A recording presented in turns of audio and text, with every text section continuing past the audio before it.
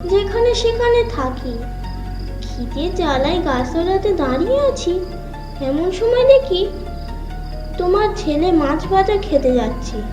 আমি তখন টপ করে হাত থেকে মাছ ভাজাটা কেড়ে নিয়ে খেতে যাব, তখন তোমার ছেলের কান্না দেখে আবার একটা ওকে ফিরিয়ে দিই, আর একটা আমিই খাই। ওই খেয়ে কি পেট ভরে বলো? ভূতটা লম্বা লম্বা হাত করে হাঁড়ি কড়াগুলো নিয়ে যেখানে ছিল সেখানেই রেখে দিয়ে এলো। অন্যদিকে বলাই ছুটতে ছুটতে বাড়িতে এসে খুব হাঁপাচ্ছে। এই দেখে তার মা তাকে জিজ্ঞাসা করলো, কি হয়েছে রে তোর, এত হাঁপাচ্ছিস কেন?